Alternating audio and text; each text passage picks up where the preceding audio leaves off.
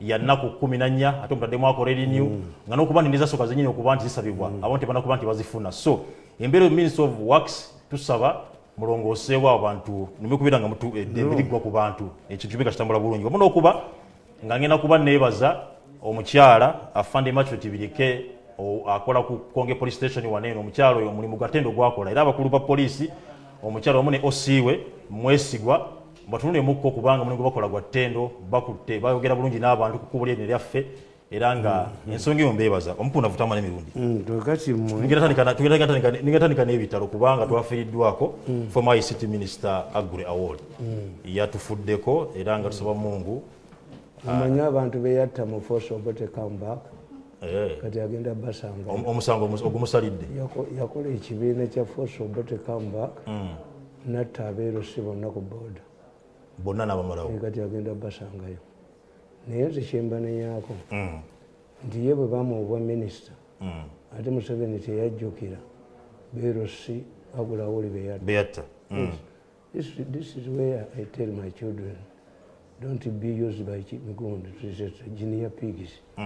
They raid on your blood and eventually agulawoli sinze sina nakyemugambako toyina kyomwogerako yagenda n'aleeta ne vocabulary lutakulat nti abali mu gavumenti babbi enkya yagiyingira agulawoli ne bamufera ne bamulimba nti ku lisiti kwali nga bamuliddeko sente n'avayo nagaa nti ate mbyanga siriiko baba bakufeze naye kakati mmwe mugenda mugulumiza kubanga obusiraamu bugamba nti toyogera ku muntu n'obuwanga bwenyini waffe obwa Buganda tetwogera ku muntu affe tubamwogerako bikyamu muba mukiriziganya n'Obote.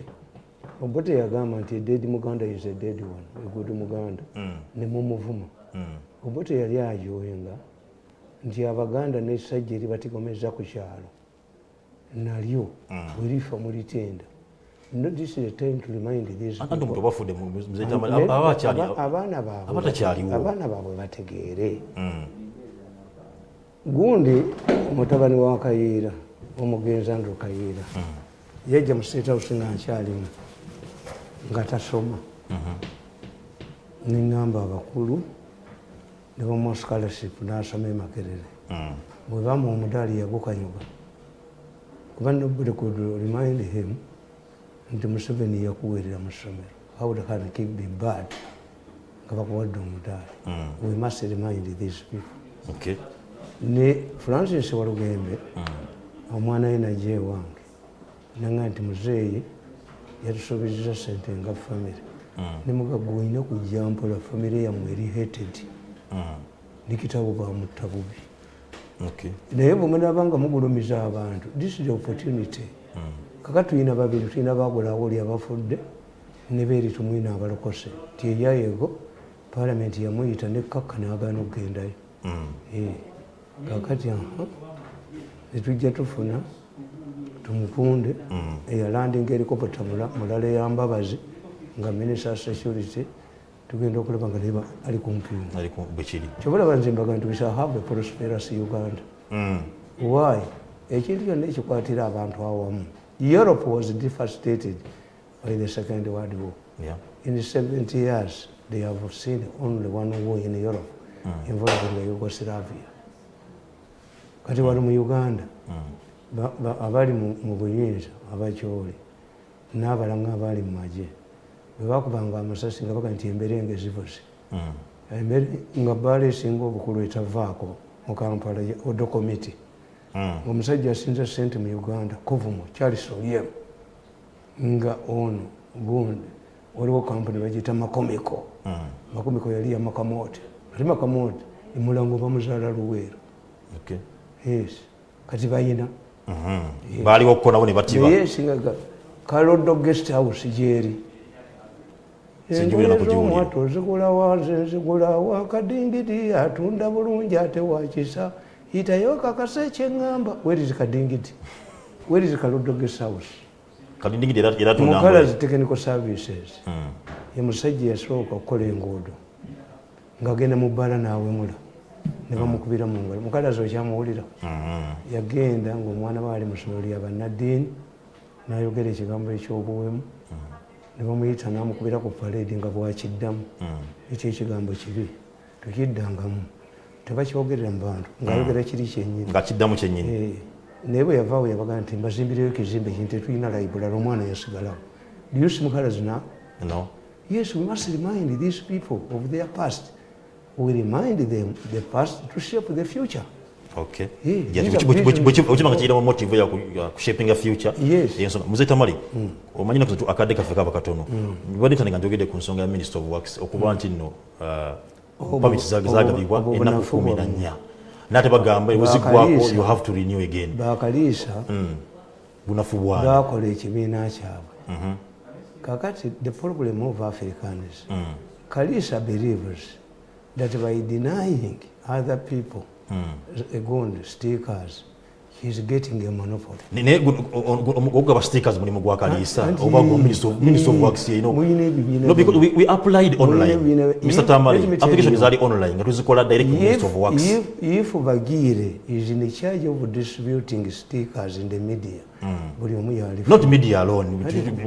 Abantu basinga bona buli mwaka. Mwakoze argument. These people, let me tell you. In fact, journalists wouldn't be having a sticker. By the way, because we have already your IDs, yes, would work. Because for you, Navaga and Narimu State House, Navaga and Navaga reduce your team by 2. Kakati reducing Gani. I must have a still cameraman. Yeah. I must have a video cameraman. I must have a writer. In many cases, you must have a reporter. Where I want to move at the London, these are documented. We know where a program. Again, what are the many features in London? Because in the future, the Raski agenda, but the agenda. Yeah. The president has several meetings at Ambulia Mwirokopota, which means you must have several teams on the ground. Or you know, a team you have to kumi. Jalaga yonna nga gyebali. Can you follow him in an helicopter? Kakati ebyo nga tosobola bibuulira muntu ataasoma amawulire. Waliwo gwe nagamba naye omanyi nti was stupid. Why? Tikati lwaki owa video takuba ne kamera ne buga nti abakulembeze beekutte mu ngalo. Kakati asooka amukwate ne still kamera. You don't understand these things. Media has not asserted itself. Me, I don't have a stick, I move. My face. Don't you know me, gentleman? You move mirundi. Kakati mwe temusobola kwerwanako. Do soldiers get stickers? No. Do policemen get stickers? No. Yes. Doctors don't even get stickers. The moment I identify them, yeah. Mubuza gotambula otenti abamanyi. ID. Do you know my medical doctor? Kakati mwe eyammwe ekyamwe kyabalema. Minister of Works tugenda kubasaba nti okubanga bannamawulire kadi zaffe bazikumala bumazi. Yes. Tariki nkata bannamawulire akola stickers ng'omuleka nga tabuleyo okuba nti mutuwa stickers 3 zokka ezigenda okubanga zikola media houses enamba tekiri fair. It's self-explanatory. A journalist must move with the what? Leka kati kankoboli. Bote bamanyi management ya institutions ezimu. Mubawadde kadi nya manager atwalako yene ya mukazi we batambule musigaza 2. Tusigaza webale nnyo. Okujjako nga mukozeyo omukolo Museveni n'ayita abamawulire ne mutagendayo. Bwekyetaaga. Yes, if you want to create a contradiction. Journalists wouldn't be having stickers. Mzee Tamale tutandike. Njatandike n'ensonga y'okuba nti nno kino kulabula okugenda eri Prime Minister owekitiibwa Honorable Nabbanja. Nti ensonga gy'olimu ey'okuba nti okugabirako abantu akasente obuzibazinda ku byalo bingi nnyo era nga bavuddeyo bagamba nti lisiti eziwandiikiddwa batawuntaka ze basanga ku byalo lisiti zirimu baafa zirimu amanyi ge batategeera era nga sente zigenda bazitwalira abantu abatamanyikiddwa. So ensonga ebirenge tunulwamu. Mzee Tamale tugatte ensonga ya Nabbanja wamu n'omusimbi ogwavudde mu IMF. Nabbanja yawedde. Omanyi nze to me nze siri muleebeesi. I lose my friends to the mafia. Nze sirebeeta muntu. Nabbanja wouldn't have accepted to deal with this issue. She is new in the job. She would operate under guidelines from the president. Kakati Nabbanja bwe bamukubidde waasose wali wamu. Nabbanja hamu era nga luli. hamu yakwata emiliyoni 10 oyo Sirugunda baali tebamumensioninze namumensioning was mentioned by the president. Hamu yazzeeyo n'abawa miliyoni bimeka 5 abo babadde bazibbiddewo awo Nabbanja n'azisavinga. What is he doing there? You go to a lodge and make your love.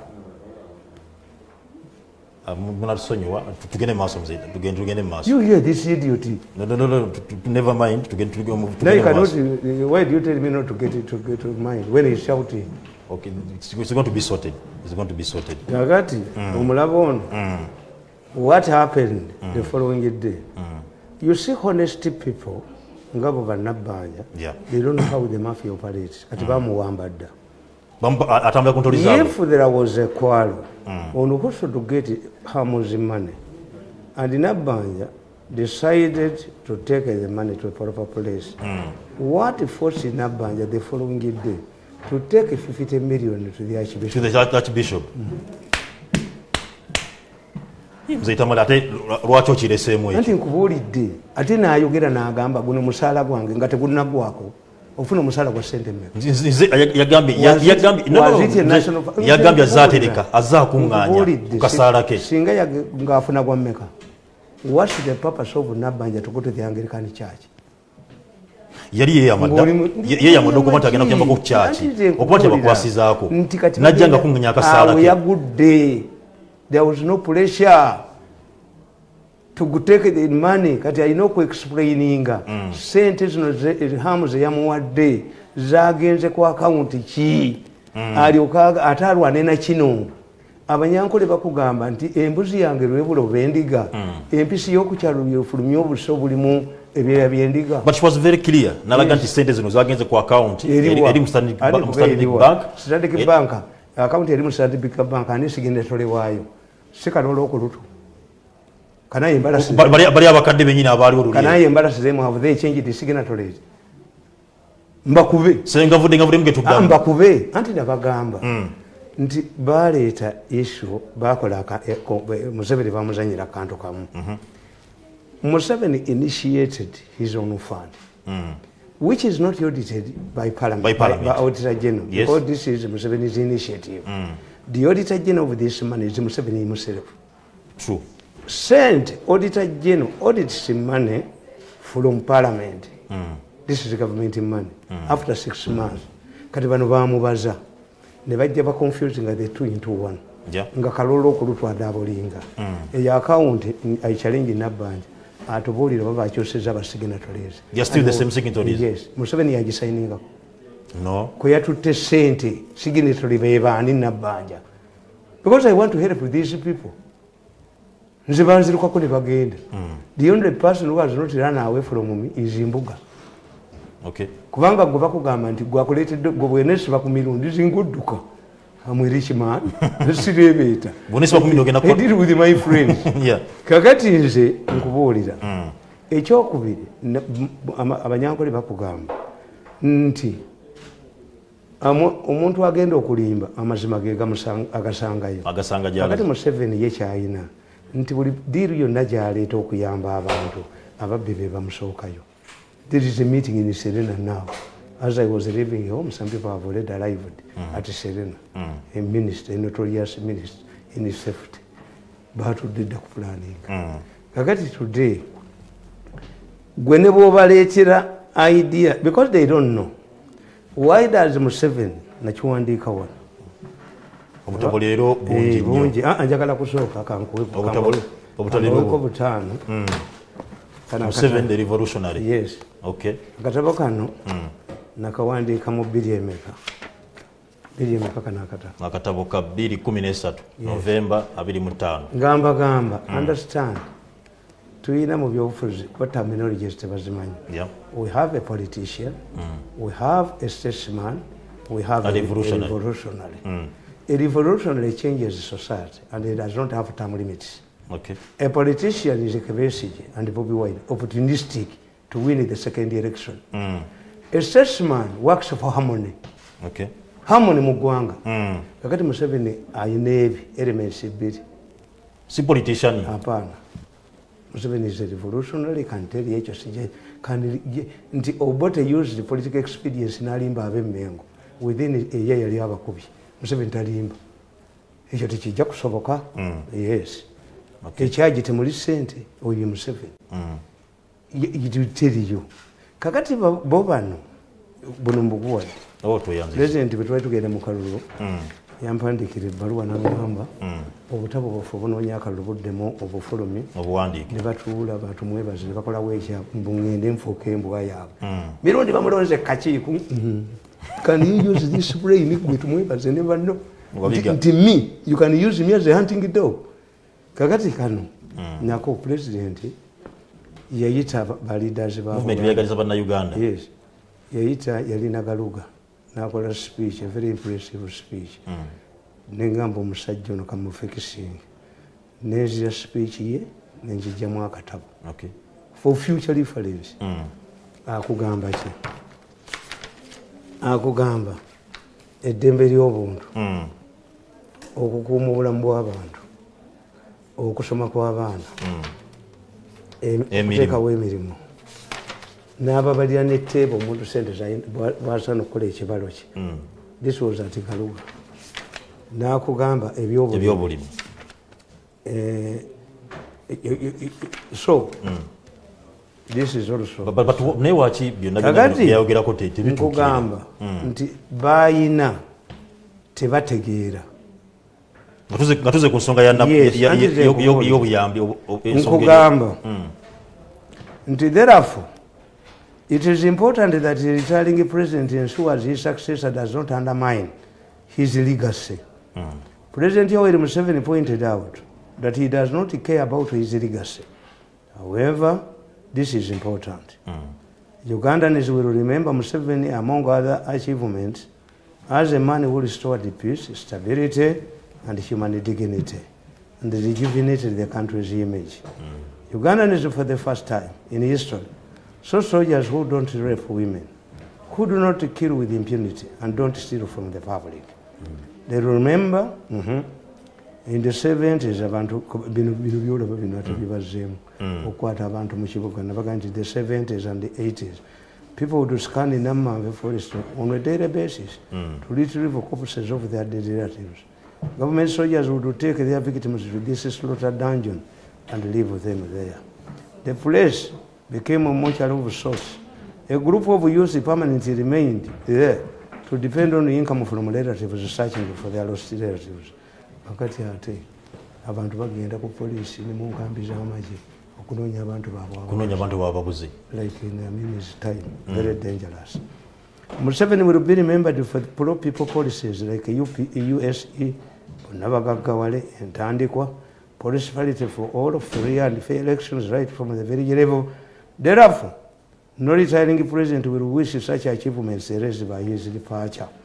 He therefore cannot hand over power to a person who threatens to undermine the above. In the case of Uganda, these must remain monuments for President Museveni. This explains why Moi did not rename Kenyatta's monuments after his own name. He put up his own structures. Even in his early days as president, Moi insisted on following the Nyayo philosophy, implying walking in Kenyatta's footsteps. Kati bano abantu be tebakimanyi nti tuchita giving capitalism a human face. Capitalism is not bosoma Karl Marx yakyawa nnyo capitalism. Kakati ye Museveni yagatta abantu ba Uganda bo baga nti mu socialist bo bakuyita ku social. These are social insects. Socialism comes from social insects. Communism, socialism tumuyita nakalyaakaani mu Luganda. You share in a socialistic society. Communism tumuyita mpale ku mpale. Capitalism tumuyita nasi wa mukange. You mind about yourself only. The moment you allow capitalism, because capitalism defeated communism, kakane tujja ne capitalism, katuchita hybrid mu politics. You get one, you borrow here, tujita hybrid. Kati why does Museveni give these people money? Mengo government yawa ku Baganda sente. Bano sente alese rural farmers scheme ne bazibba benyine. UCB bajibba. Ne bajibba. President Naji capitalizing about 90 billion, budget under 45 billion. nga be bajesulidde. Many members of NRC borrowed money. Abantu babulijjo tebazikwatako. Luwero Trust Fund Kiseka n'agiba. Amolose an orphan from Luwero. Kakati, why does Museveni bring these measures? He is trying to give capitalism a human face. Human face, yeah. Nti balotalians bani abagagga bakwata sente. That's what this young man is doing. Ono mutani wange. We are close relatives. Okay. Yes. Kakati nkubuulira ne gamba. Tudde ku nsonga ya tikakati bwe batategeera message ye bone balowooza kubba. Why does this man bring pro-people policies to alleviate the impact of Obusuma? UP abaana basome. Ani abaana era Besigye ekigwako bamuyitanga bonna bakone ne mugaba Besigye agenda kugwa. Eyo reverse psychology Museveni gyamuteze. Oba abatalisomye basomyeko. Omwana wa P6 wa P7 tamanyi na kwogera luzungu. Yes, ate yali badde atya kati yali beta agenzeeko ne mu kibiina. Kakati nkugamba ti unless Museveni tells his people n'ababuulira why are we doing this? You think this man is the richest man mu Uganda? No. Lwaki ajja n'avaayo? One, alina omutima mulungi. Two, akugamba taata abantu balina okuddiza ku bantu. Abagagga bali wano b'MTN Airtel baani baleese ziriwa? The Chinese baleese ziriwa? Twamanyi nti abantu bayinza tebajja kugumiikiriza kubazaayo bwe mubazaayo. Bajja kuyiika mu kibuga bakolerayo ti. Kakati unless Museveni's team, Museveni's problem siffe. Museveni's problem is inside his palace. Nti abantu bebe nyini abakozinga problem ababba sente balina okutuula na bababuulire. What am I doing this? Why am I doing this? Yes. What am I doing this? I'm doing this to ensure that we insulate the population, these peasants who could riot. Sente zaabwe temuzibba. Sente za UPA temuzibba. Sente za NAD temuzibba. Bani abazibba? Abazibba ba mukyalo. Babobi Wine. Kwenda bye skandal erimu ababobi Wine. Mzee Tamale, do you see olaba Nabbanja mulaba wana ensonga gyatandiseko okubanja abantu. Nabbanja agenda kufuuka nga gundi. Kinkoze bubi. When I was looking into my books, akatabo ka gundi sekalabye. I was rushing. Akatabo ka, but it would be better to give Nabbanja a copy of akatabo ke nawandiika ku Nantaba. Okay. Nantaba and Nabbanja and the same boat. Ate Nabbanja ali worse. Why? Why? Because President Museveni in his cabinet nabaga nti mulimu factors nnya as a political scientist abatali be Makerere. Makerere teriyo political scientist aboogera gundi yayogera badokita Mukwaya abaprofesa Mukwaya baavaayo bano bagundi abaali abasajja aboogezi munepo kakati nalimu nga nti gundi wa political science ndebere simanyi ndebesa kwa history ba professors bambi abali vaibula nti baavaayo kakati if you were political science, you can analyze Museveni's cabinet. One, he wanted to delay, to undermine the succession battle. Naye mwenyini akimanyi nti waliwo battle weri. Waliwo abateekawo ne ttiimu zaabwe. I was watching. Naawe olina ttiimu yo wajja watula wane. I was watching somebody ng'agamba munne nti bane munsonyiwe. Bye mbadde nkola byonna mu binsonyiwe kubanga ne mirundi eyo wadde sobola kwogera naye nze if you don't undermine my projects nti puwa mirundi is helping you nja kubakuba bakube n'obutambi obulidde ate kakati nkugamba nti he delayed that battle. Yes. Two, he handled the military gyemuti ennyo n'agikyusa kuba is asserting himself oba mumulowooza nti agenda. Bizo changes yakola zongera kumanzi munyweza wa munyweza. Nagenda mu parliament najjayo Kadagaloza yali azimbika Kakuni. Kadagalo lwe yagamba nti nange nzikiriza ngende nga independent lwe yaluzinga. How can the president allow an independent speaker? You are being accused of being independent and create an independent speaker. Yajja n'atuulawo mu ntebe bw'ati. No president could do it. Kakati n'agamba olanya naye namusala bwingizi nti obuyeekera bwange bwe bwakutaddewa so simanyigo who pays the piper controls the tune. Ye message yali amusindikira era bw'olaba kabineti ya Museveni yonna weya Nabbanja should be careful. Abantu bonna tewali yasanyuka muri safa ya Museveni. Abamu baali balowooza kafuuka bwa prime minister olwo yakuba ebipande the right honorable prime minister ye nga yekyegabidde dda waliwo abaali balowooza obwa vice kakati Museveni disappointed everybody in this government, this new government. Kakati bo bano abaali bamaze okukola nga bamaze okukola structure yaabwe bamaze Museveni omubalira mu bagenzi the post Museveni era yabakuba naye basirise. I want somebody to tell me ne mu intelligence ya mwefu bonna basaana kuba tewali yasoma intelligence wano. Look, why is there persistent rumors that the president is dead? Who is circulating it? And for what purpose?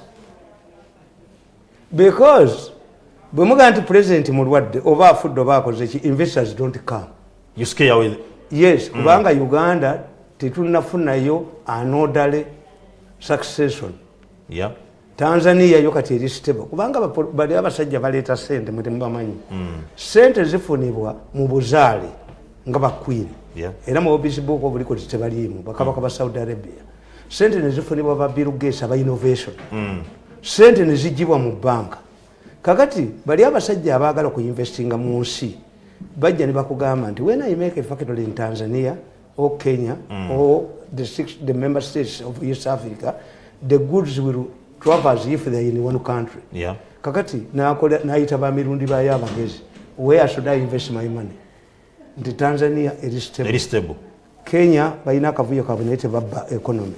Mu Uganda mulimu corruption. Nakugamba nti omusajja yali agenda kuzimba inland port n'ekyapa baakibba omusajja mukulu mugende tolo mubuuza bamulumba ekiro ekyapa ne bakitwala to frustrate oli ne bamugamba tuwe miliyoni za $5 oba okume wantu kukwasa omutwe nadduka inland port temugirina.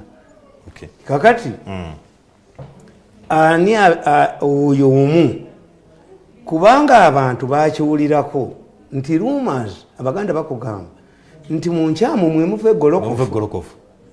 Eruma repeated tewali omukka tewabula muliro. Yes. Kakati bano ababika president bamukoza akakodyo kali bwe kati nti whenever the president bwe bamubika appears on a function, what if somebody is attracting you to that function to assassinate you? Buli bamwogerako banayavaayo ngavaayo. If somebody is ruling the president to go to a function to assassinate him, yali badde akola ki? Yali badde andi nkugambye ti mu mupiira mu soka singa bakufuuwa ng'ogenda okuteeba ng'oli offside n'oteeba you get a red card because you can create a stampede abantu bafa. Why doesn't the security concentrate on these people who are circulating amawulire ago? Nali mu State House nga bagamba bw'okwalinga yenze okwalinga they were stupid. Nze tosobola kunga nti okwalinga ne mukwata kubanga I just say zero on one thing is what okwalinga says, is it correct? Is it true? Net zero winga bituufu oba si bituufu. When we know that he has some element of facts bivawa. Okay. This is what Europeans do. Basobola okufunira uniform okuli epesa nabagamba nti Abayisirayiri basindika omusajja e Syria nga Muyisirayiri wa Mossad n'abeera mu Syria nga environmentalist nga bano bayingini y'amazzi abaleeta eminaala gwengendo ogunja kulwanyisa paka lwenakati nja kujjawo bataddeko ne bateekako nja kubangujjewo anti nkubuulira nti abasajja Abayisirayiri bakwata wa Mossad n'agenda e Syria n'akulirayo nga good environmentalist n'alagira okusimba emiti naye ennyonyi za Isirayiri buli ewaali emiti zakubangawo. Lwaki? Anti nga emiti kabonero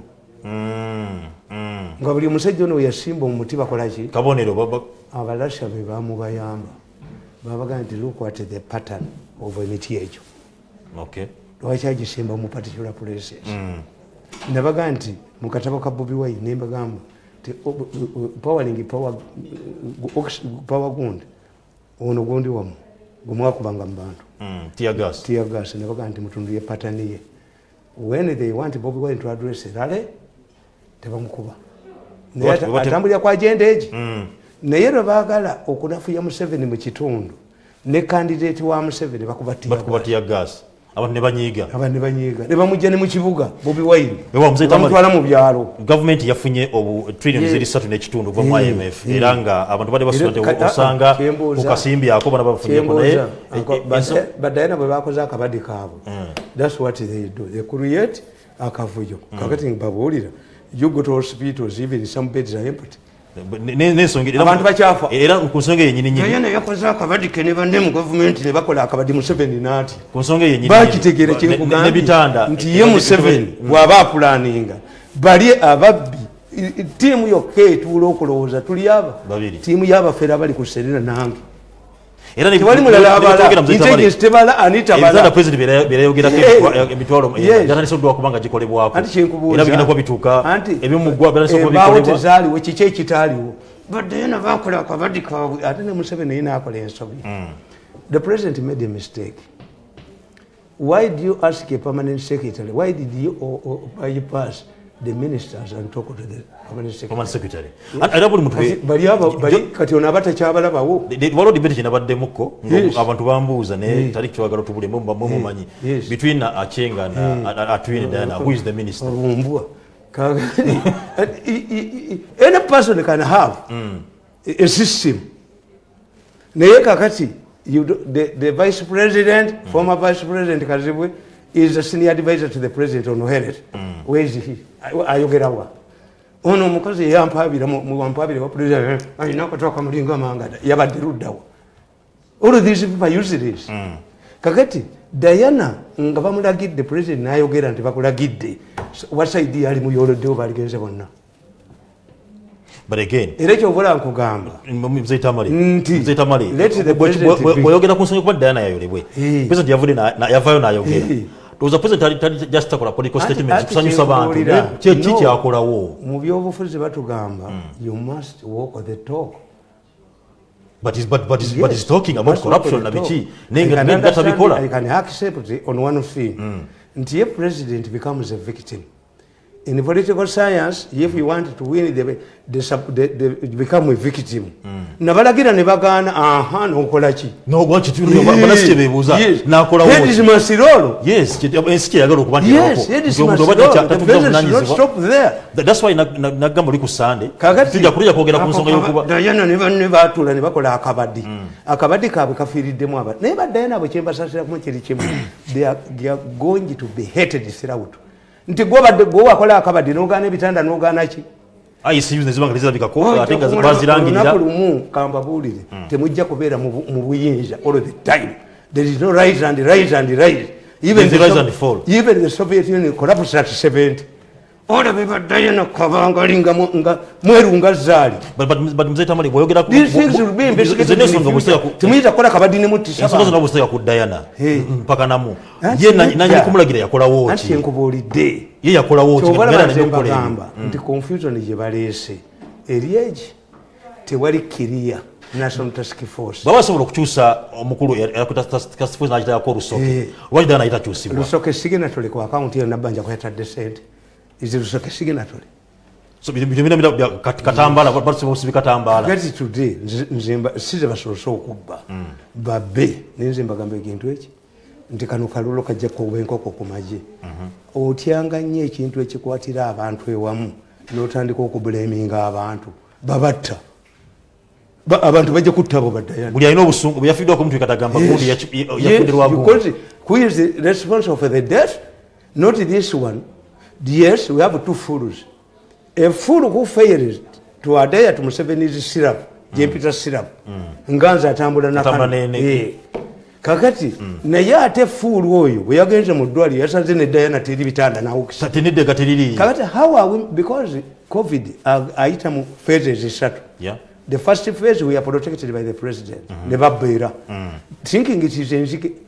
Second phase bagituddemu abantu prominent people to scare the country to prominent people linya yumu intensive care nti olabe even gwegenda abere prominent namba dwali lokati you know kufa bakolereko publicity banyigirize kakati naawe mubbye buli wamu naye mwabatakuta mwabaki mwabatakuta muli mpuuta kakati what we want today let us prepare for the third phase wave ejja kuba covid yaita mu wave zimeka wave satu eyokubiri eno etugoyeza tulimu kati ng'ebitanda tebiriyo na biki kakati kyembuuza one I would have expected Nabbanja as an active prime minister omanyenda kugambye wali ti bw'otatandikirawo politics is perception.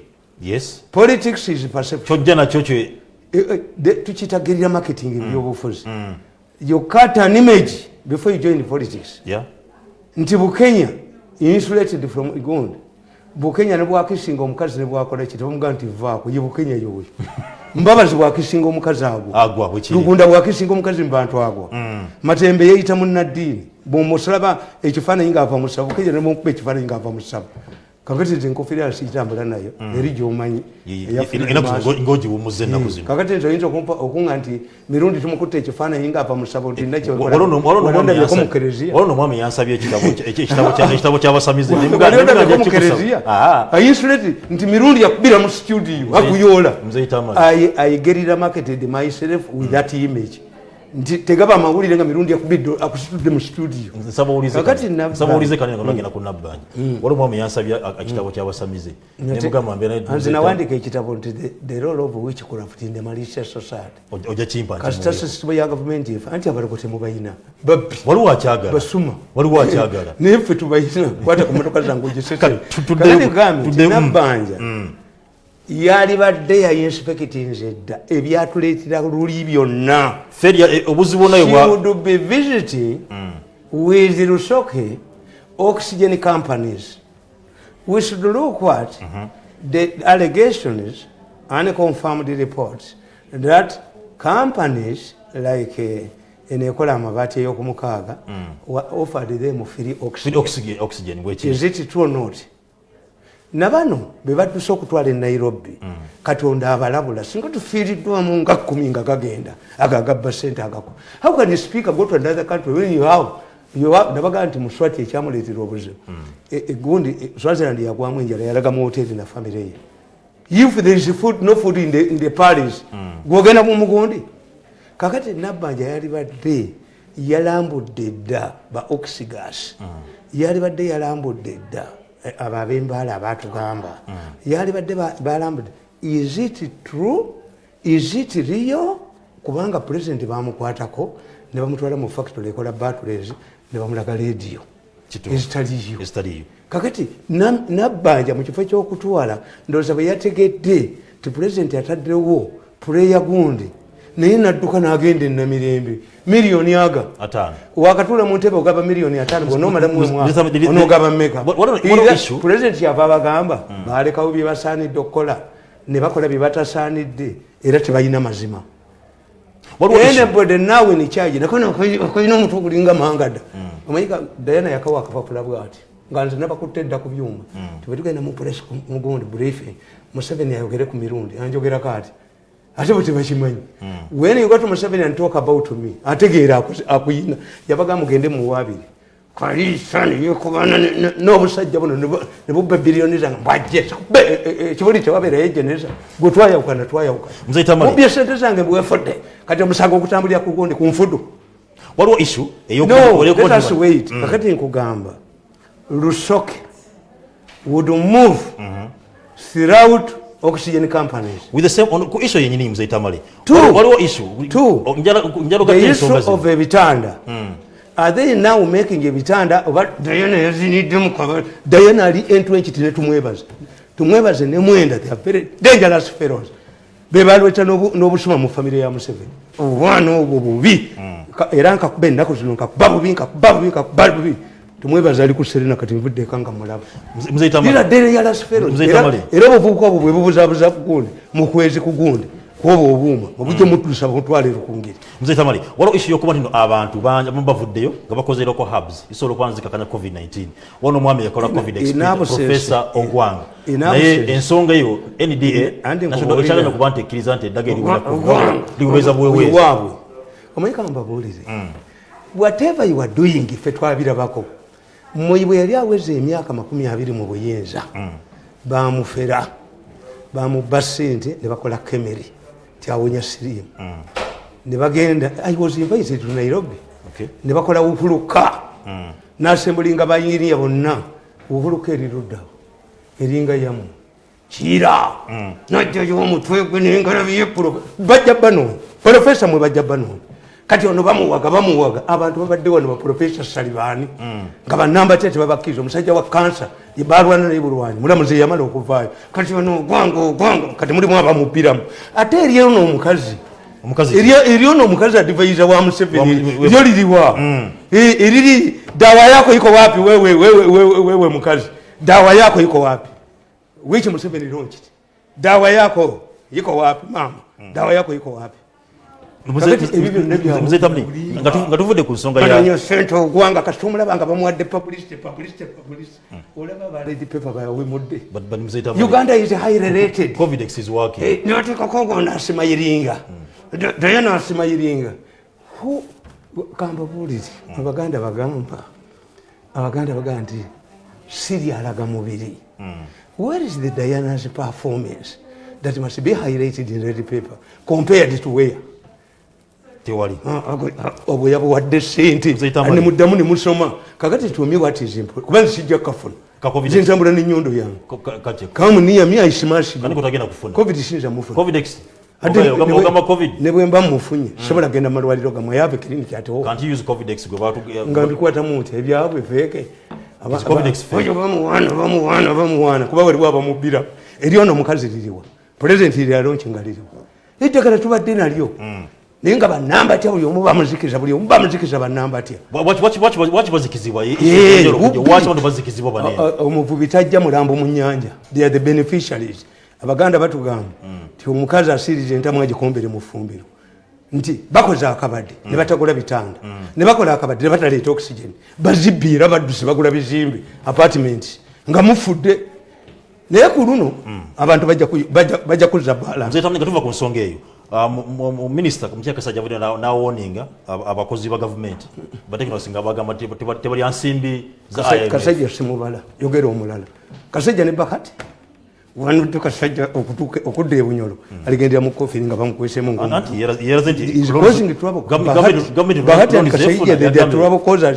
buli kasente ne bakabba yage abakozi ba gavumenti babba ensimbi zinene batakola bulinyi emirimu gyabwe kuki ku sente zino loans gavumenti zezenga efuna era nakuno nabawoninga nti bagendereze if we get evidence from a minister the following day the side director would pounce on them nenga Museveni yagamba abasajja babba sente mugundu muleya nagandi are these idiots still breathing Ugandan air oyo mukazi akulo yabakwata maisi akulo naye alitikibwa waliwo lwojja kusasula you will pay with document fabali watu documenting nti ekisajja ekiresa omunaala ku kyalo kitutte abaana baki bajja battana kyo bakitte n'ennyumba bagikube gwerinda bulinzi balwale bw'oyogera bwo tunogamba nti pulezidenti yalagira akula akwata onatabakwata omukyala bwakuwulira obunafuubeera bwani bajjayo agasajja gano gasomako ebyekenya Moyi yagamba omanyi Moyi bwe yavaako babatuuma bamoyi orphans babayoola gavumenti empya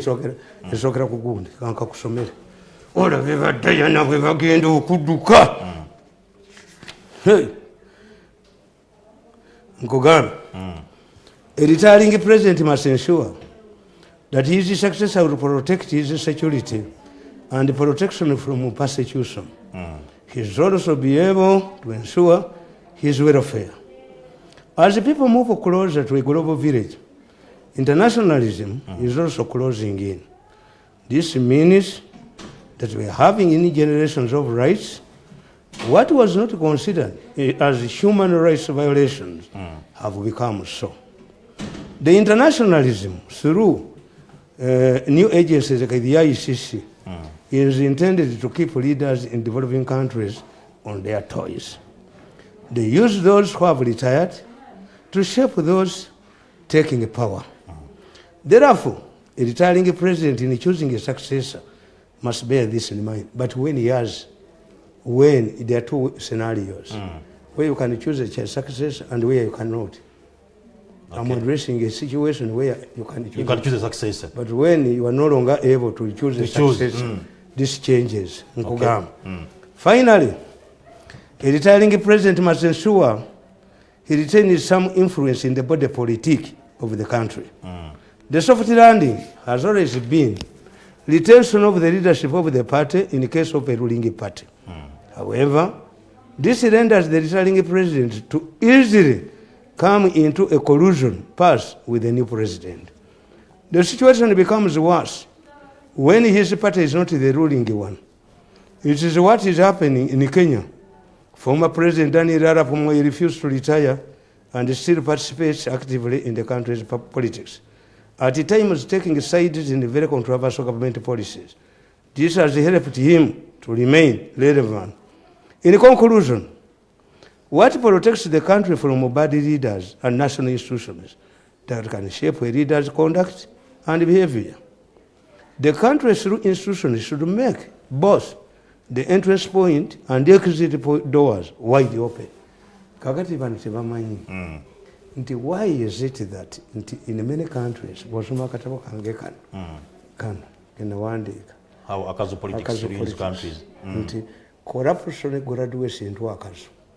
Bwe mufuna akazu mulowooza nti mwe mwekka mugenda era oyinza okusanga nti rival okulwanira obukulembeze okusikira Museveni tebuli mu bantu bonna, bulina we buli kuba baafuuka akazu. Nti abo bonna bye bazanye muleme kuzanye Diana hands off this man. Sente tebabaleetedde muziveeko, abantu bajja kuvayo bayike mu kibuga mubaddemu.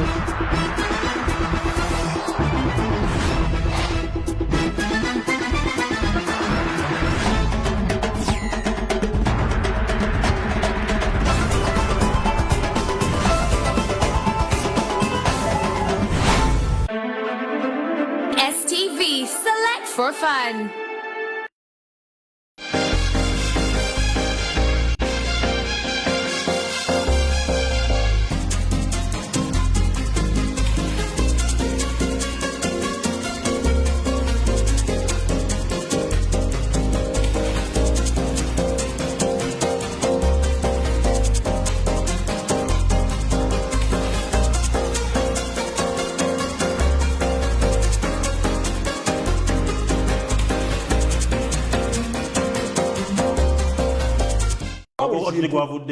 buli musolo kati buli kyebayongeddeko ku mafuta gugenzeeko ku bbiya gugenzeeko kati gwe abantu maze ogasibira mu nnyumba ate omusolo ogwagala omuntu omusibye emikono emabega kati mugamba jangu tumeggane agenda kumeggana kiranga notula pulezidenti kyalowooza essaawa zino abantu abamuwa amagezi abamutuulidde awo be babakusa obukusa emmere tuli kumpewo abantu batulaba eggwanga liraba pulezidenti yavayo nakola speech nga buli omu alaba n'agamba nti neekukumye nengenda mu andaki nenkola lisiti yange ne kabineti yange era mbadde mbasaba mugikkirize nga bwe nagikoze butya obwomu nengibanjulira kati guno tugamba nti si yalonda ebyo bigambo bye abantu bonna be yalonda mu kabinet nomala babuuza asulawa abeerawa wamulaba watamumanyi wabula covid buli muntu yamufuna olwokuba nitwe tumulwanyisa mubiri gyaffe tube tuli ebintu ebigumu kati atandise okugonzagonza abamu ng'agenda abakutula kati mugonzagonza abantu kibayita nti waliwo ekizze ekirala teri kizze covid yola abaddewo wabula abantu azze abagonza nga batandika okugwa ku ttaka. Salim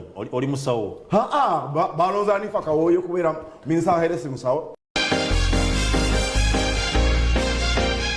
What is up, Kampala? Rims UG here, representing every Saturday, 4 p.m. to 6 p.m. with the unrated show right here on STV, where we give you entertainment news, exclusive interviews, top 10 countdown, and trailers, and by the way, we also give out free tickets. And all in all, the random ridiculousness, representing every Saturday.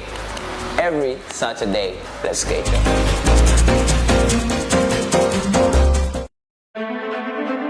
STV, select for fun.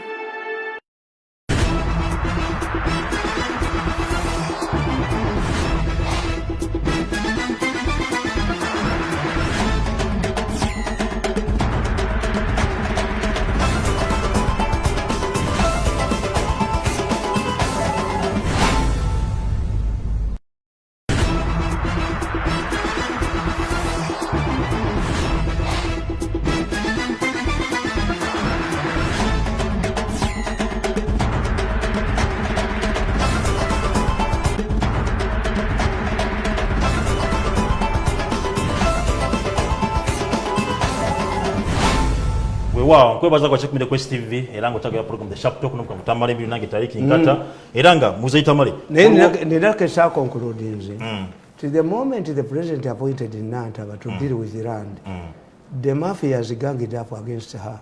Okay. But never get any customary to fake academic papers. Never more miss of color. Never, hey, why is it Museveni Gaywa to chase away Museveni? Okay. Era Nantabatea color. Nantaba to come over Vilamukoti, never Mugama, Yaso Musango, Yenga individual, Musala, which is a person who has come to help people. Government is not, Attorney General did not help Nanta. Bamuleka, Leka you could have achieved Mukorako. Ndikayikola bamutwale mukoti bamuvunana as an individual n'omulamuzi yafa n'omulamuzi yafa baba kubira mukoti okutuge kitata yababali bafuluma wazikayikola defending his cause abakoleddemu bwe muto mubajoga mujoga abantu abakoledde to reduce it to an individual kati nabbanja will end up like Nantaba wewawo omwami nekambuza Adrian okujjako nga bamuyambye n'afuna n'abeera protected era nabwandikako nawandika ningandi how do we protect Nantaba nga nze maze obategeera nti Museveni agenda okukola ekintu nga bamusoseeyo dda temwebazaagaye ntali mu Serena ayogere ntali mu Serena mukube vidiyo kakati baali enyenyi ya ICC baaganye okutemba chairman yali mu ddwaliro yeekwese abasajja bagenda kufulumya lisiti olabe bwe tuboogera babadde bakuula abatunda sipeya w'abantu olabe bwe badduka wano bajja kudduka ojja kulaba ayingira Kongo Kinshasa kababoogere kabalangirire 115 abayina ababadde mu malwaliro 62 surgeons mulabe mudduka waliwo ensonga bwe budduka bebuserena babwasa kati buli mu kinu babwasa eyala temuli waliwo ensonga yira waliwo omwami Lobongoya agenda kimu eyala secretary general agenda mu eyala no sidda Lobongoya secretary general yes ate akimayoki how can the secretary general go omwami nekambuza Adrian agenda kuba yesimba era ngavuganya ne Lubongoya see ekigendo bakola obubi the moment you look what a gund East African community as an extension of the civil service the failure goes these are region that's why Uganda gets deals who is the failure loses deals anti kubolidde nti mumutunulire Rwanda besindika ne Kenya besindika ne taifu ya moyabambidde bagenda ne bakwaniya n'abasajja ne balwanirayo nga balwanira abasajja abawana kuba bali abasajja be Kenya bagagga bali bagagga kati abakazi bano bagenda kubendako bakubi bamuziki balungi nnyo if you are selecting a person to go to the African community you are selecting an ambassador because your representative determines this is why I tell you where do you find a country ng'omusajja eyali first secretary revival amanya musika is rotting here where do you find a country ndi yali speaker wa East African Parliament asaba Museveni mulimu ziwa ono mulinzi akolawo this would be a training ground after a regional body you go to a continental ne mmwe bwe bali bagala okubba ssente baleeta kazibwe ne bamubirako ssente kasajja kako kadduka katekale n'omuntu wako kekwese tulinda kkulu so here we have a secretary general agenda wa ekibiina nga yesimbye agenda atwaleyo obusiru bwe abutimbawa we give those people we ensonga tugivuddeko asigale wana to organize his party ensonga tugivuddeko Mzee Tamale nga lumu omwezi guno gwenyini ogw'omusanvu emisolo empejjana okubanga giruma era nga waliwo ku misolo egimu egiriko gyegiriko waliwo omusolo guli ku mafuta era ng'ebidduka bigenda bikalinga omusolo ogwo naye mu nsonga yemu ne wabeerawo n'ensonga okuba nti minisita Muhwezi avayo n'alangirira nti ennaku z'omwezi guno ennyini tugenda buli kintu kakiteekamu twakingi abuleete mukube ngenda kuba obutambi bwonna ne vidiyo era nga ne kampani egenda okubanga yabarasha ani egireeta bakaleeta bimeka nakuba bino ebyagundi mu emotoka za Uganda zikoona akagere buli mwezi batubbe temujja kubba bantu anti wano mu Uganda tewali opposition nedda tombuli ebyo babuleete balabe abasajja bano bajoze nyezi obusuma butuuse we buyingirira motoka abantu bazikwese gomanyi what it means do you know how many vehicles abantu ze balema okujjayo nga balemedde okusasula garage I was talking to one of my driver nemuga where is my car nti teri mugundu gireti nji parking kuba nsasula sente do you know bamanyi out of touch avalo kungiri ne butula genda bakuba video kati mubiteekeyo mubirete nja kubulya president bani ababirimu munagala okumanya kampani eno bakiseko bati ya barasha okubaje kubanga ekolo mulimu omurasha bayina abulidde ebyokuba agenda asima amafuta noga nti abarasha nti the role of the Russians here kuleta buumo obwo Russians is better tracking device you even kill the image nawandikira abachina bano nembaga nti the Chinese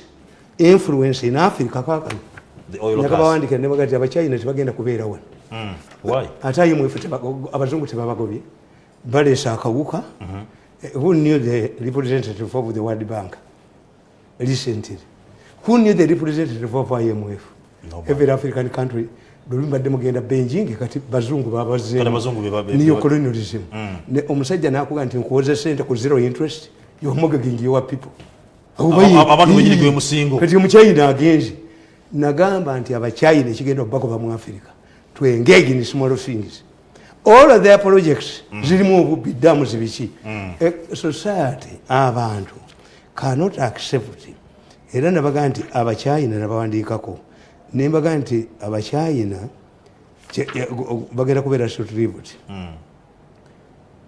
nti nabaga nti abachina finally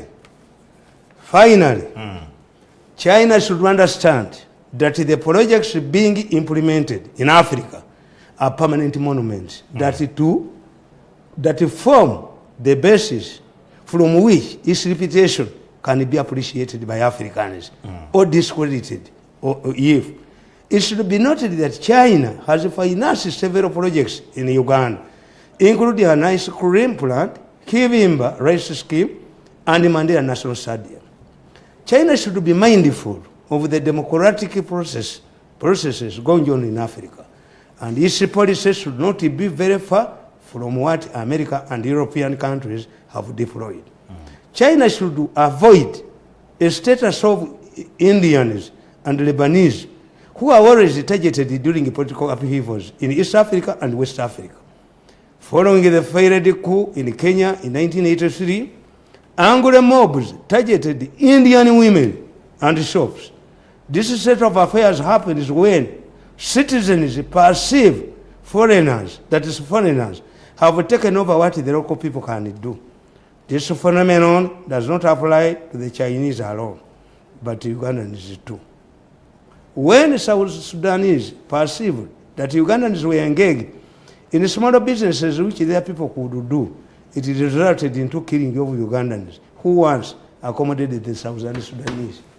Never buli abachina ntimugenda genda buli wamubbawo ababbi bababiddemu abachina bakola byemuleeta obulesi kati Uganda is a sing Chinese retailers if the Russians are involved in smaller things I would expect a delegation from China to come here to talk about weapons obuma muzaita mali obuma mubulesi obuma muno bujja mutima gokambinga kulayi oyo mukweza ajja kudiba nabo butumwebaze bwe bubirimu ne mwenda bwe buba buwakanambu kube mu video abantu bakwase bugandi yabuganye ya proposing gundi kugambi tumalete tracking device lenga tracking bamutaninge muruka na wewe ne chiduka chonna nabagamba nti when you read Nantabazi story akatabona kawande kanantaba the Iron Lady yep.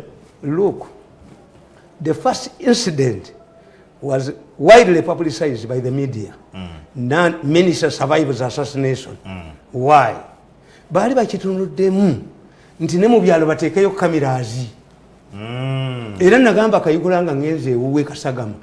Namusanga akankana. Kani muzeyi do it to me. Nimuga muzeyi oloza yakoze.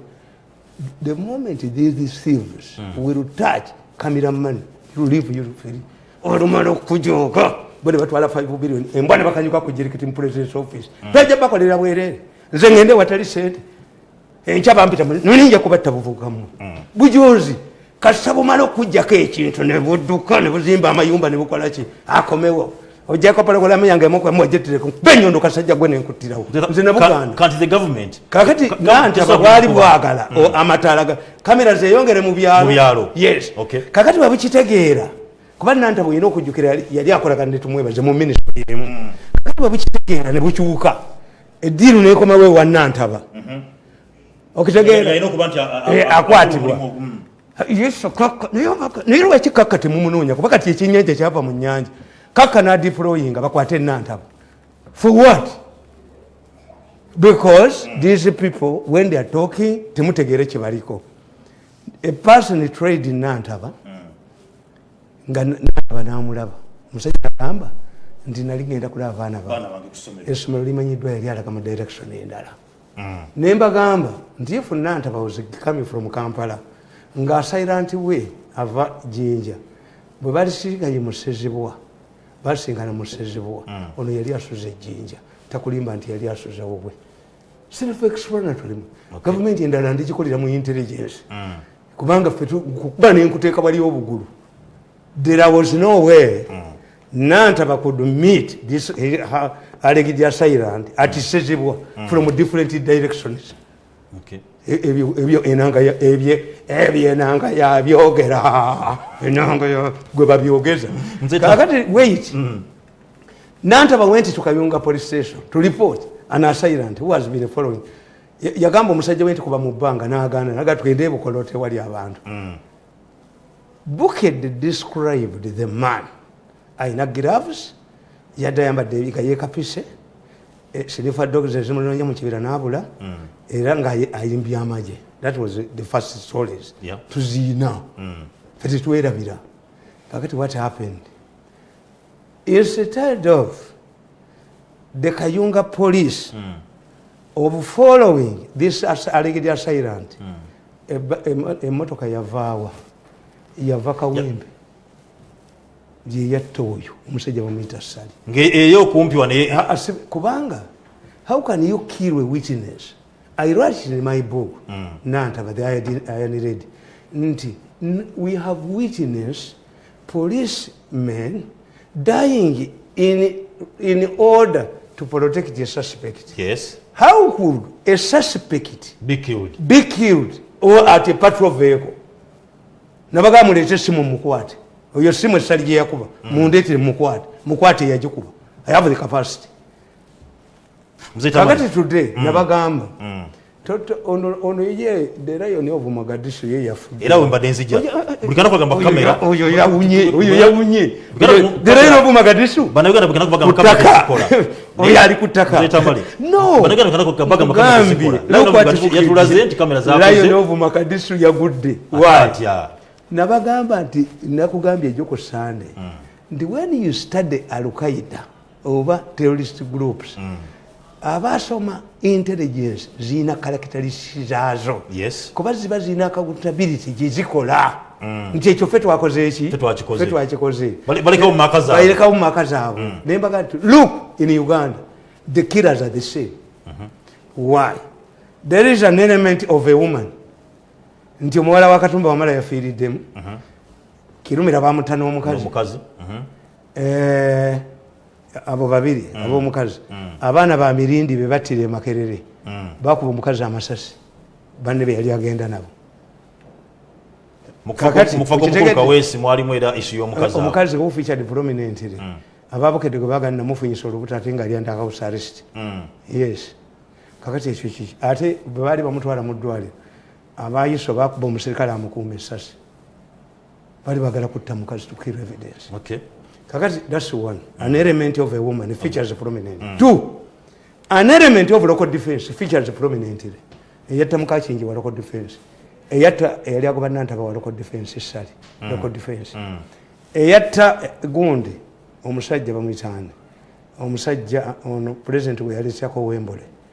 Era manager yakuba mbu abadda atunda amafuta nabba abasomali. Omusajja bamuyitane oyo president yali invudde mu mutwe. Yes. The local defense man. Bali bamusasudde sente n'agenda nazeeka bamulinda ku makya nga ate naye yazikuweesa. Museveni kwe kuleeta gundi. Kwe kuleeta ki? Wembule. Kakati, that's the local defense. Mujjukira omusajja gwe bayita Dick. Dick yali mu Ebonies. Local defense. A woman, local defense. The third element, they kill the major suspect.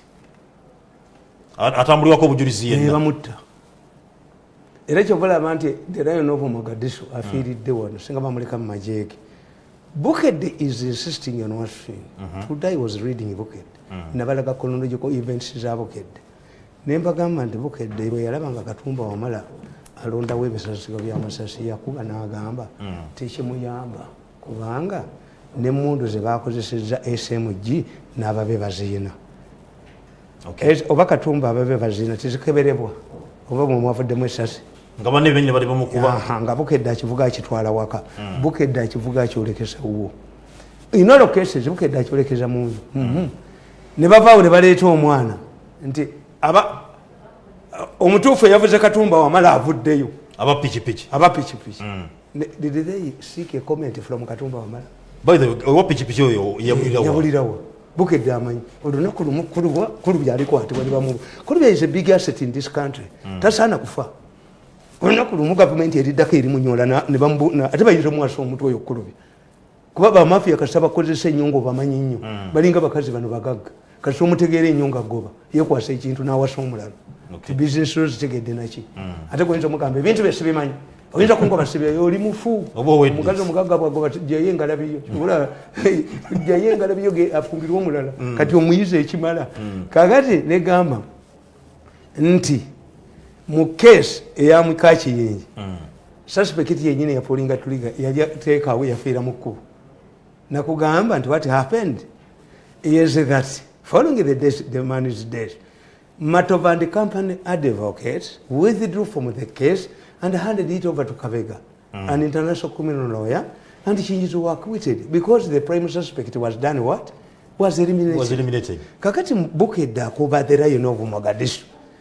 For us, when I'm reading Bukedde, mu cases is bakugambye simanyi bagenze ne bakwata Lamanzana ne bakwata omulala bali blind followed it akuba emiggo mingi nnyo bamubuuza emmundu nga balamu yes nga balamu bano babuuza aba Bukedde babuliddewa ono gwe basse yabadde alwana nabo an already handcuffed man like this man on the Kabangali kesi ya Nantaba the same a man who had been overpowered by the police was removed from the Kabangali and shot dead in broad daylight.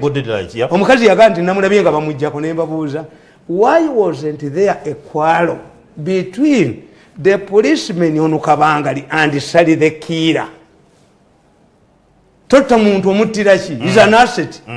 Sali olwajja essimu kukutu yamujja kugunda amukuba essimu eyo bali ginoonya oluna ate baana bato bali banoonya bwejja kulaba nabaga nti keesi ya Amini mugitunuulire Lumu was murdered in 78 NRM neteekawo akakiiko akabuuliriza ku bikolobero ebyakolebwa mu gavumenti ezaavaako mugende mubuuze muzeeyi Nagenda sekandi yali leading counsel ng'atuula ku benchi gundi nga omulamuzi bali shaki nga ye deputy wa sekandi era nga batuula ku benchi nga chairman bano Banagenda ba commissioners naye they found out one ekiwandiiko ekyattisa Luwumu obutezi w'okulaaya to Acholi's and Langes did not originate from Dar es Salaam. It was written by Amini's minister and he left his handwriting in his office which was later recovered. Singa Museveni si musonyi oyo minister bali muvunanye mada but he escaped waliwo Amini's minister who authored this document in 78 when bajja mu 86 87 akakakiiko ne kabeerawo. Two, they traced the police pathologist who claimed nti gundi oyo Lumu yali akwata omusajja driver awo mu maaso ga Imperial wali Shell petrol station eno Senator Nayawo nti yali ava ku gundi ku gundi eno ku national ku biro yaabwe eya Amini n'akwata serinyiga emmotoka eweta omusajja yakkiriza nti he had bullets. It was not an accident. It was traced. The police pathologist Amini used was traceable from 78, 10 years. He was still around. The man who staged that Kabenje, Amini directed to stage the Kabenje, is called Gundi. Seru was still in the police force. Mu traffic. Nibo mchima.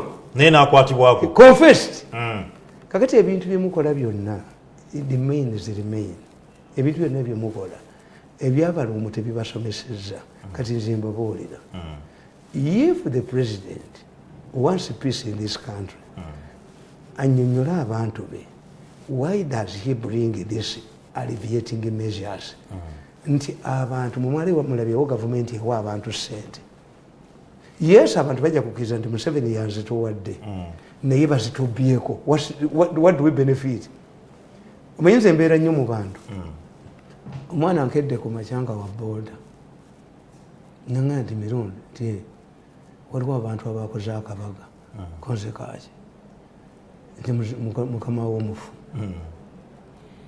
bangi obwedda basanyufu mbona emmotoka ze zayisewo nga taliimu nemugaa let me explain to you motoka zigenda nezinywa amafuta that's what you don't know emmotoka zisobola okuva Entebbe nga muzeeyi gyali nezigenda egenda nezinywa amafuta kyoyina okumanya nti bendera ku eri oba teriiko but these convoys it does not mean naye gwe konsani ogiraba ate nekino kibagambye naye bano ababikolako baliwa lwaki bwe babise kabaka doni yavuddeyo mangu naga nti gondi tusirange where are these people bo babeerawa how can you fail to trace somebody who is creating a stampede in a country tudde ku nsonga ya Paul Lokech ati gye yakoze tegenda kubanga esolvinga mu madda ya General Katumba Amala abasuspects bakwatibwa ne balagibwa let me tell you oyo ali ku katemba we Katemba ati Lokech is playing katemba zetamale nawe katemba ati yetwaze mu kibuno butambu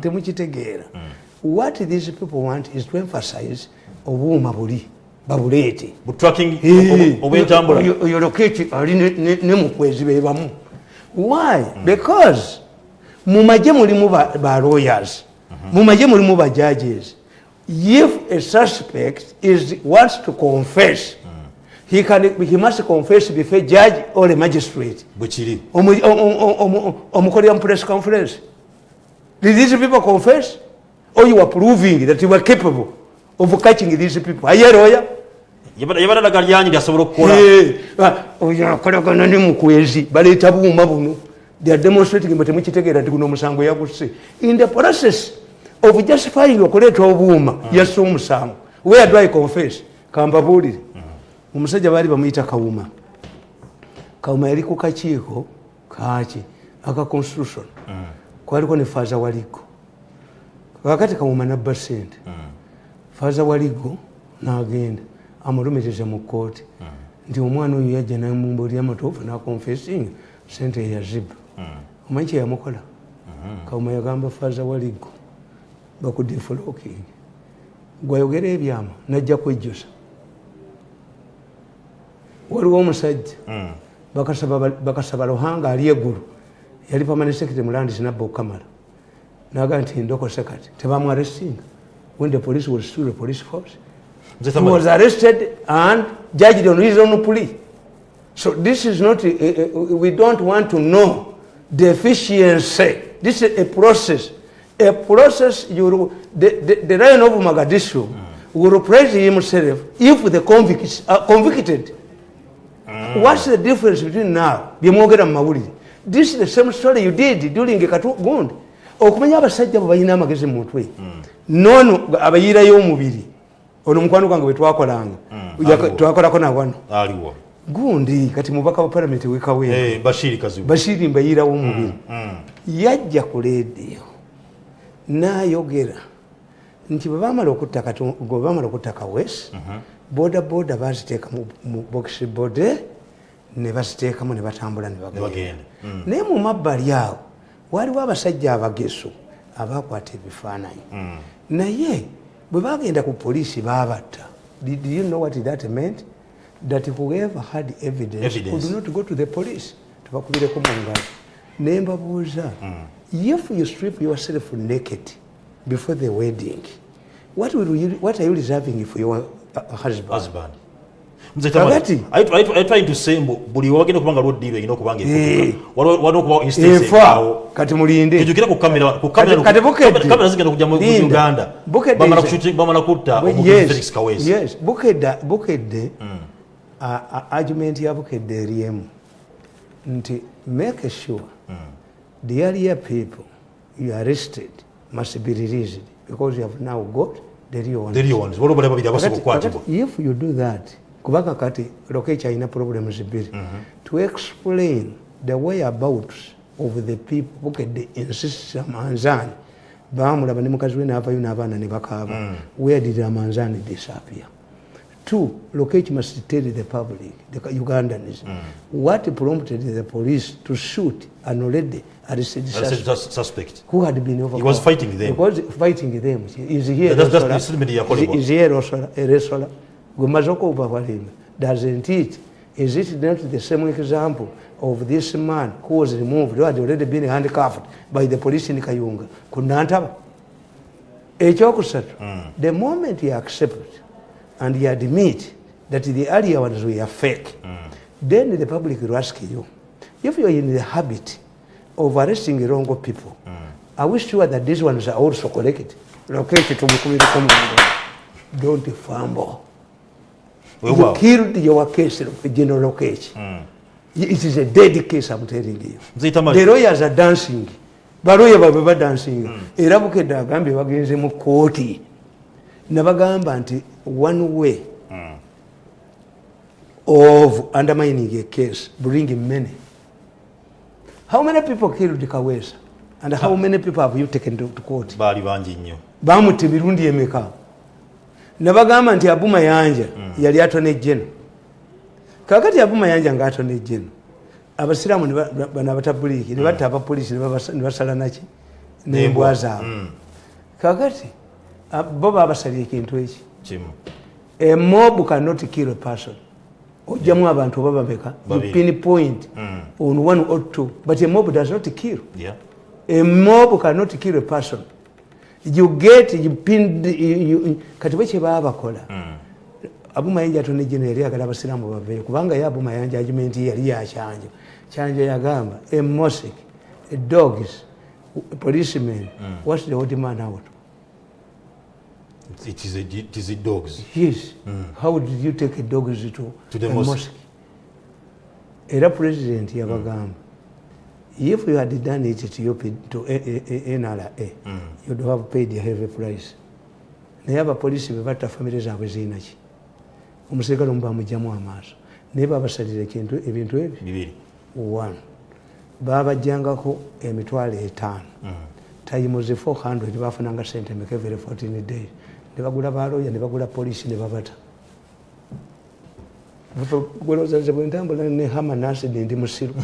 Nze mbamanyi obudde bwe muzanyi. Nze tabula olw'ensonga ey'omukulu Mike Kabaziguluka yaliko MP wa Nakawa era ng'omukulu yalinako emisango gye byamuteekebwako okulyamu ensi y'olukwe era nga yabagamba yasangibwa n'ebyokulwanisa omwali obusale n'ebirala n'aba nga ateeka mu court martial n'ebanga emukaliga naye yavayo nakola petition n'agenda mu constitutional court kooti ya ssemateeka n'aba nga yagamba nti tekyali mu nkola nnungamu kuba nti ateekebwa mu maaso ga court martial kubanga musajja si munnamagye era alina kubanga atigenda mu kooti petition eno yazze ng'era kituufu omusango aguwangudde abantu bonna bonna basirire tebagenda kuddamu kukkizibwa kuba nti bagenda mu kooti martial kuba nti Bakaziguluka omanyi kikitegeeza.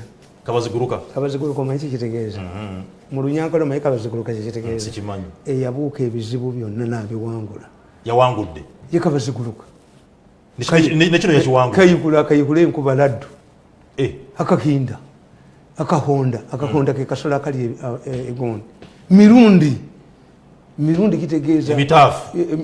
Gyegino. Andi egyejo. Tutugita mitaafu. Fetuli taafu. Amanya gafaanana bannannyinigo. Kati Kabaziguluka yawangudde. No.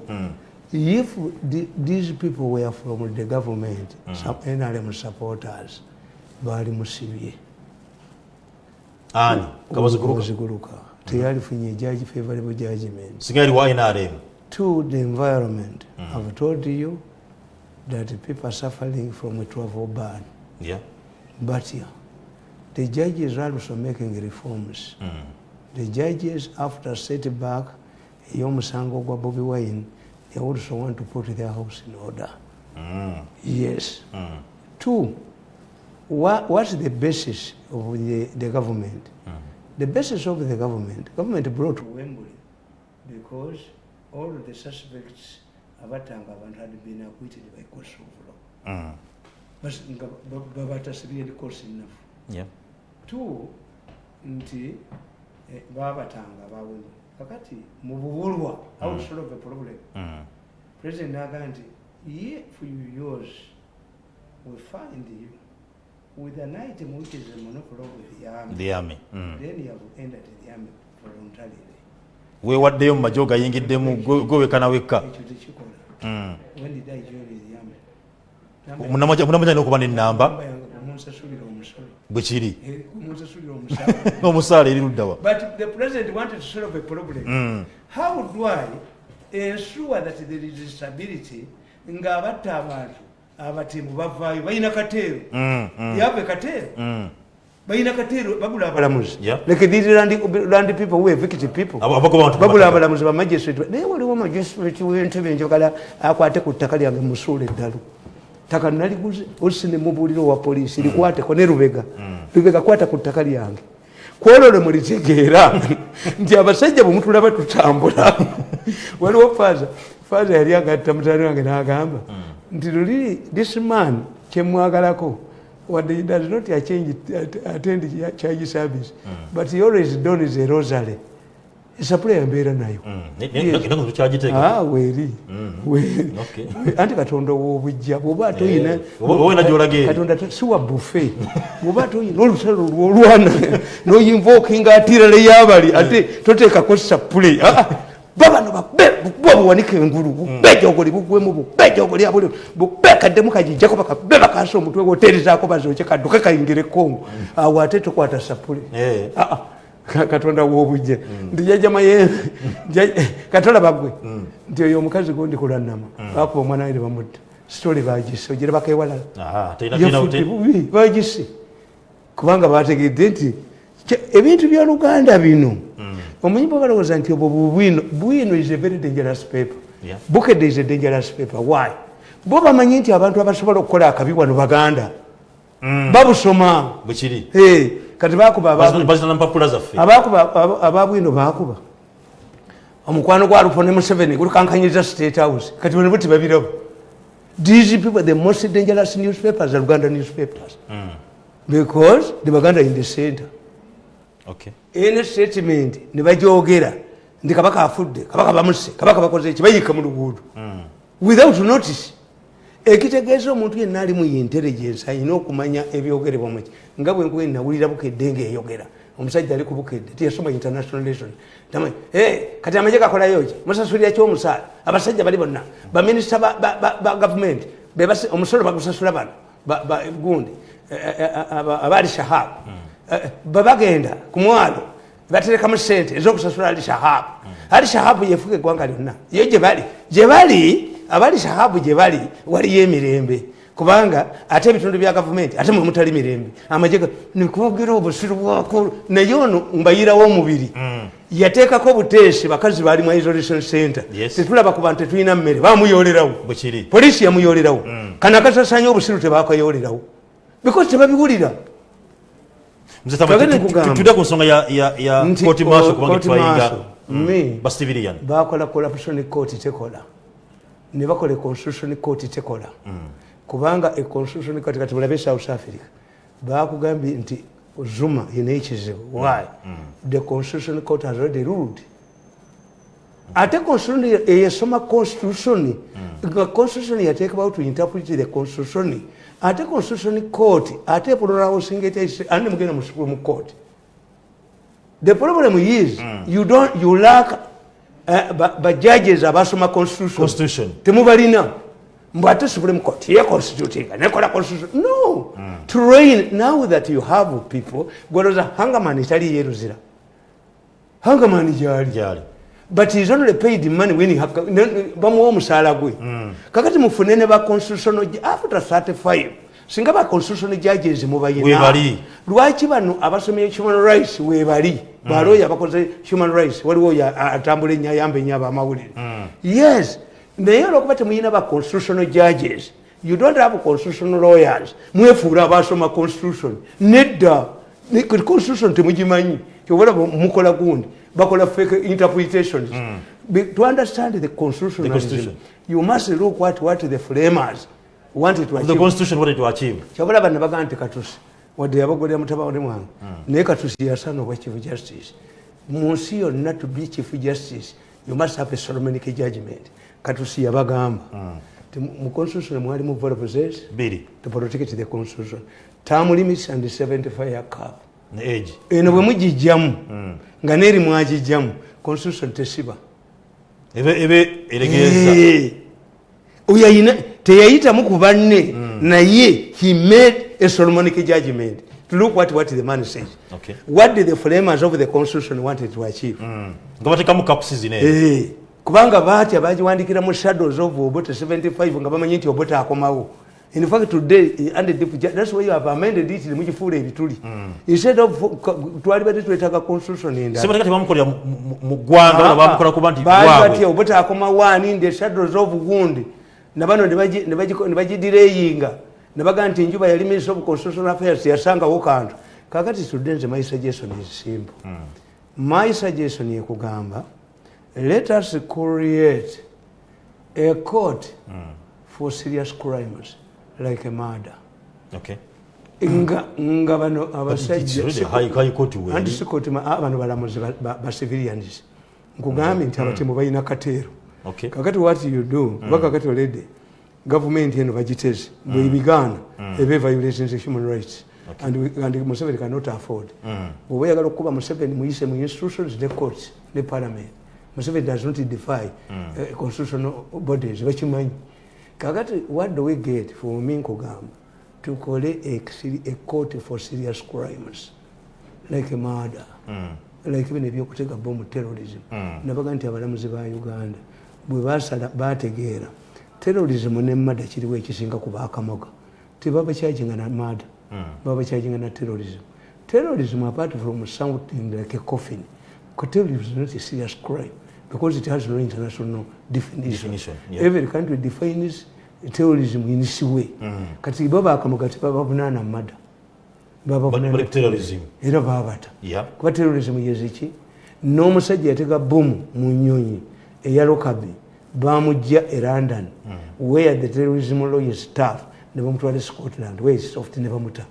Kakati what we have to do instead of misusing the court martial odemo nti omusajja abadde yambadde ebyambalo bya ne bamusanga nga ali embizi nti mutwale mu sharia mukomole musiraamu ye tamivu mulitwalawo kituufu kakati bano ab'emmengo I had a case somewhere nti waliwo omusajja yagenze ne yeewaŋŋamya egendi gye bateerako bakabaka the man teyagende nti nfuuse kabaka yabagenda empewo zindeese muwakikiriza dda nti empewo zatwala omusajja teruwalira kakati muteekeo koti y'abasamize nti empewo ddala zikutwala ku mulembe omusango gwa Kayiira baleetwa emmundu ezatta Kayiira n'abasajja ne bavunaana mu kooti. Omusajja yagamba looya yagamba abalamuzi nti oyo tayinza kulumiriza bano mu byekisamize he must be possessed. Teyabalaba jajjamu atubulye jajja ajje mu kooti. Can a court believe in which kisoboka kakati bw'obanga tufunye egyo emisango why is it that in countries in Asia the police commanders are generals Kenya Katumba Amala yasooka okubeera okukulya police wano general Kenya adopted it. Why is it so? What? Brigadier Muhammad Muhammad Brigadier Ali Major General Ali, the celebrated paratrooper in the Kenyan army, bamukwasa police. Nga namwana bamukwasira police. Mu Asia bajeno, why? They are abobutite basobola aba police wa Uganda okukima omuntu abakuba matatu mu kikomera balina okuba ne mundu ne walaji. Bwekiri. Bano ne mu mulowooza nti agasajja agamaanyi ennyo. Ndi kakati Zuma ayise bantu be. Ani ava mu kiswa. Zuma akunganyiza abazulu. Naga mulinyewo police mulinyewo tubakube. kakati you are setting a dangerous precedent. Didn't they realize it nti Zuma gwe mupasuwinga namwe muli babbi kakati yo population yeze kati nze my opinion tuyina abantu betutakozesa gundi oba ina ebizibu byayinza okubanga naye teyamatira tinyefunza naye tinyefunza buli gyomutwala yonna afuna first class tinyefunza ina first class asinga abalamuzi bano dwarfs the judge Kayubula aina masters in law Tumukunda aina masters in law.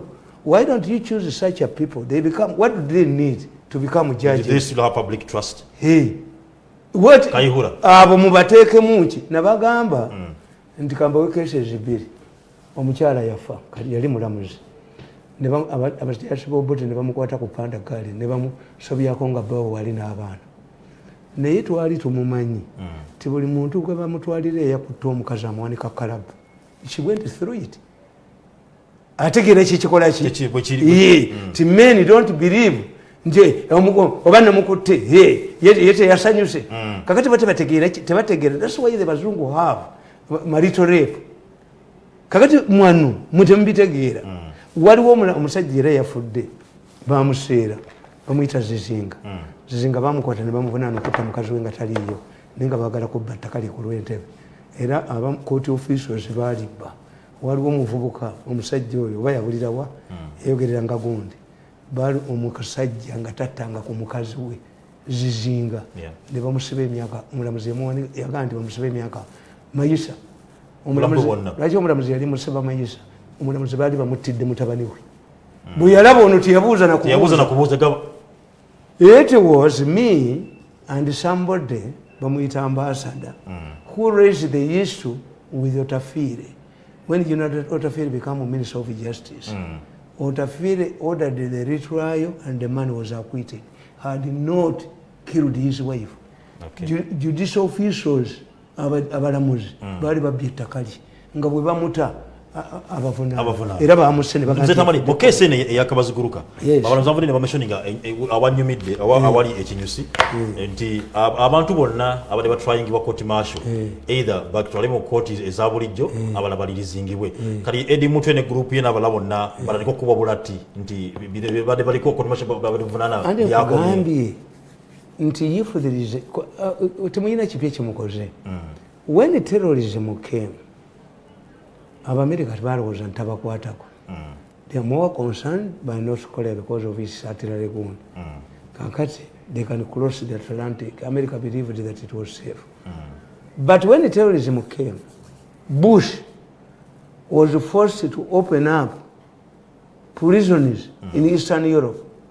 Nga baleeta ku ttaka lya America babakwitinga. Our freedom, liberties, until lwe bakuba Twin Towers. Nabone bakyusa kakati liberties za America bakkirizo zisabujekitingako kafeero yaga nti enso ekunguza muliro kakati abo bamutwe baani ekibakola obubi nti muddira ba politicians ne mubateekako emisango emikyamu mubeewonye get the real ones era naffe ekitugaana okuwagira amateeka ga gavumenti bagerakankubuulire waliwo interesting gundi proposal gundi yaleese magezi nabaga nti magezi bumala ne mumumu minister it has a bearing on how you change the seven magezi oyo gundi oyo owaloko government Rafael magezi yagambye nti n'abe naale ba leaders batuule ku bukiiko obwa gundi obwa district enamu leaders is making a very big mistake bonna bagenda kubeera corrupt abenale mubagenda kubeera obukiiko bwaki obukiiko buno obwa district obwaki nze nabagamba ekintu kimu ti obwa meya bwa Kampala nga bwe kiri nti president yafuuka Kampala by delegation kyali badde kirikirya nti the mayor must be of a ruling party sigambe NRM ruling party why ruling party kitegeeza ti gwe kwakugenda kulwana oganye okujja nga tomuzikiti ate onosaala otya tolina wuzu era buli lunaku agendayo ne bamukuba luli bamukwata wansi omusajja omukulu kubanga why kakati ono gundi kyeyaleese si kyekirungi si kyekyo why NRM esobola okukola ekintu kyonna why you don't have jobs to give people naye mutonoliranga margin y'omuntu nemugaa nti omuntu ono bamuwanguzizza margin mmeka ti margin bweti ti what role can we give this man to remain in the constituency? Olwaleero nga bataddeko okulonda abannuufu bagwa olwaleero that was an excitement kisoboka bagwa bonna nuupu teddamu kawangula people are regulating mzee Tamale tuli wane nakuzungumza leo zili nti balonda akasajja akazunga ku kyalo n'olukanzu lwako ebigambo bino bidamu ne balonda akasajja akalina omutwe ogukalinga omuyembe gwa koona ne katunda ne kaleeta omunaala ku kyalo kati bateekewo olabe the real people who come kakati nkugamba nze nabasiradinga edda abasajja abo naye mbagaa nti rooko muddira omusajja gwe bawangulidde ku bululu 1000 mmeka 2,000 ne mumuwa obwaladisi away from the constituency. No, create a job oba nads oba ki to remain mu constituency omwe nyini. Yes, let him assert himself. Next time we will win. But if you say, as Majid is saying, that co-opt NRM leader, they all go n'abamu abasigaddewo to monitor. How do you monitor it? Why am I performing well? No, but I'm not under any. Yeah, I'm not under Jacob Gitero on police. Esimu yange bagitera onde as who you are ringing me as who ate byova kwogera ku radio nyokubi yantu bibye byova kwogera maliza kusonga nyenkuze ya Edi Mutwe nti amateeka tugatya lwansonga they can be misused. Okay, nti naawe singa ngakasese mwanwanirira bali balese olugezegezo okunzija kuki naye nga organize enkuba bamanyi nkimanyi era kakati olunaku lwaweddeko baba fugitives chairman mulwadde yeekwese naye bambi nalabye chairman nabadde mulaba ku byuma byange n'agamba abasajja babi okuva lennalwala tebajjanga kundaba era munange gwosoose nondootirayo akantu mbadde mbalaba sigala kubansuko olumala okujooka ne badduka kakati we must study the situation and when basa musigale nga mwekumira ku STV era mujja kumutamu Tamale mugule ne konavi mbuga obadoga bakule ne konavi buli mwabiri nakakata ina mukamwana yeka mwana zikagenda kunkwatako banga mbamanyi tekati baddayo nabazanya akaba decent ne ziyingira era bajja kuzanya yakabadi akalala ono nabbanja mu kifo ky'okulambula ebitakolebwa luli to make sure to write a report to the president